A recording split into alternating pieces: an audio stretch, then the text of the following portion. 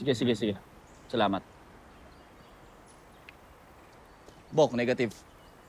Mukhang stolen vehicle yung banagyan namin sa pagdukot kay Samboy. Sige, kausapin niyo yung mga magulang.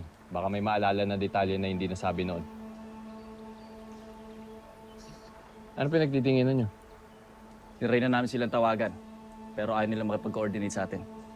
Sa firewall lang daw sila may coordinate. Ibig sabihin lang nun, ayaw nila sa major crimes. O baka mas gusto lang nila yung kabilang team. Ibang klase. O sige, back to base. Let's move out.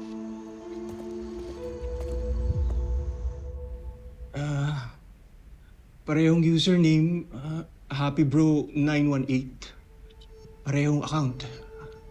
Noong una, akala namin normal na kalaro lang eh. Kaya nga, halos araw-araw silang magka-chat.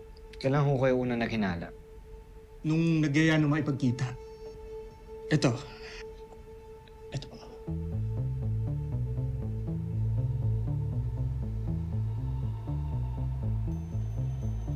Yeah, that's classic grooming.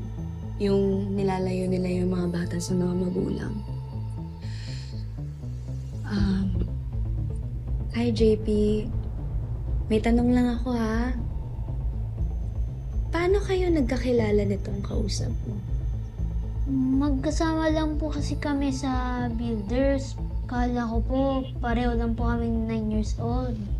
Nung magkikita na po kami, sabi niya hindi daw po siya makakapunta. Bakit daw? May sakit daw po siya. Pero may susundo sa akin. Yung tito niya.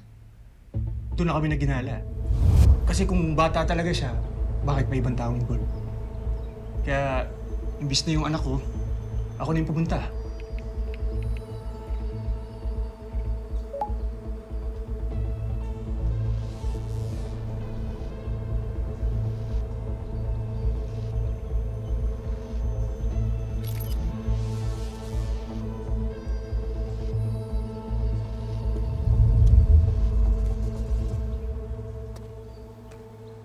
Ikaw ba si Happy Bro 918?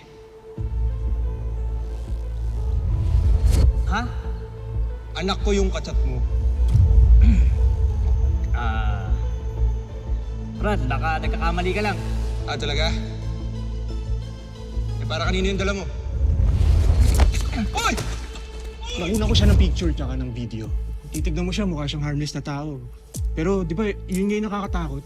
Yung itsura na pwede mong pagkatiwalaan. Pagkatapos nun, pinablock na namin siya kay JP. Tapos nag-form ako ng online group page para warningan na rin yung ibang mga magulang. Siya rin kaya yung kumuha kay Samboy. Kung di man siya posibleng konektado.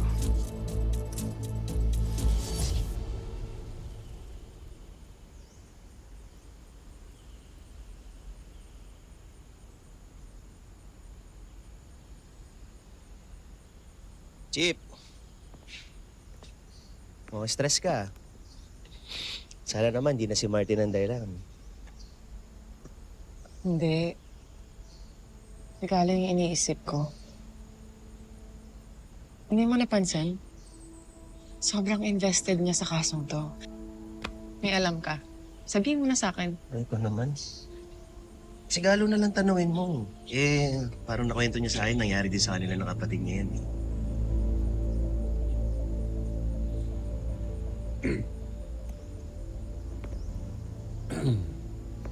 Storbo ako. Sige na, Chip. May gagawin pa pala ako.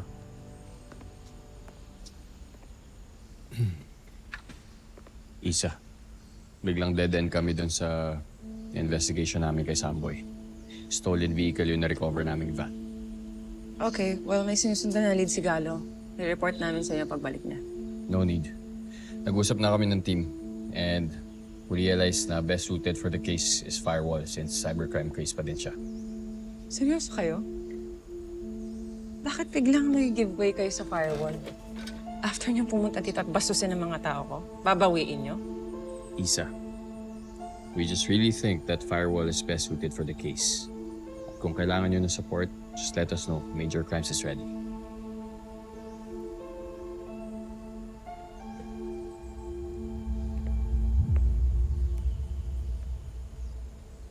Oh no. Chip! Chip! May nakita kami ni Kali. Doon sa online gaming forum. Chief, nakakatakot yan if totoo. Ano yan? Valor High? High school, arm yan ng school ng tatay ko. Kakapost lang yan kagabi, Chief. Kung kagabi, edi, yung 3 p.m. is... Mamaya na, Chip! Hex, ID mo yung nag-post, please, and check mo kung legit yung post na. JJ, mag-ready ka na. Yes, Chip.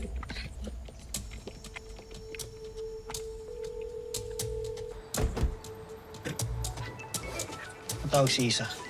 Mukhang papagalitan ka. Jeep, nasend ko na. Sige. Hello, Galo? Nandiyan pa rin ba kayo? Boss, pabalik na ho kami. May nakuha ho kaming lead tungkol sa kaso ni Samboy. Mamaya na yan. We have an emergency. Anong emergency? May nag-post online na may mamatay sa Valor High ngayong 3 p.m. Kung malapit yun sa PBI, ah. Yes, paalis na kami ni JJ. Kakausapin ko si Dad at yung mga teacher doon. Na-ID na ni Hex kung sino yung nag-send ng threat and based on his social media account, hindi siya pumasok ngayon. Gusto ko puntahan nyo. Check your phones kasi pinadala ni Hex yung details. Okay? Bye.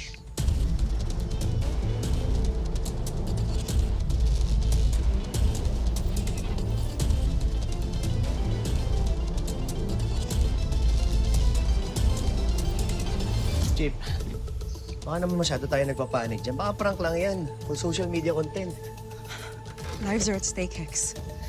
We can never be too sure. Yung mga ganyang kaso talagang kailangan bantayan natin. Oh, Kali. Ako na muna bahala sa desk, Chris. Mag-iingat kayo, ha? JJ, let's go! Yes, Chip. Ingat, Chief.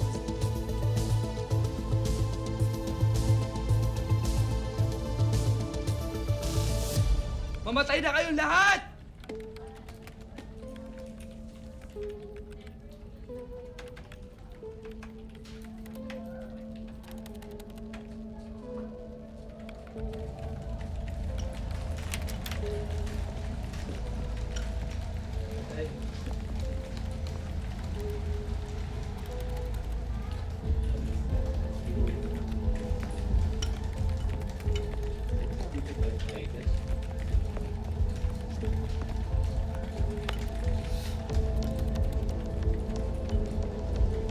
Ikaw ba si Miko Serrano?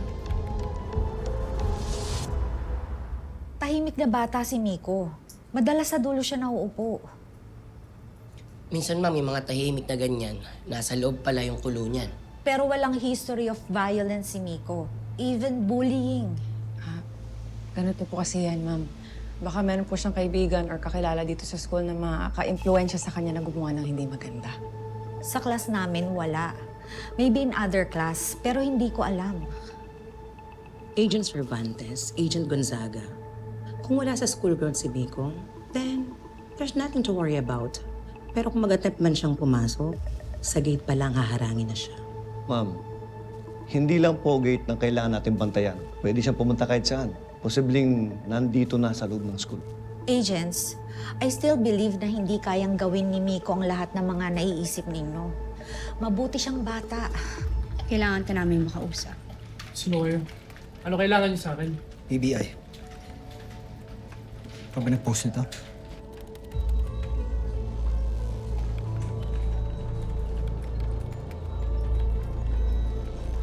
Chip, paano kung yung post pala ni Miko, di pala yung death threat? Cry for help pala yun.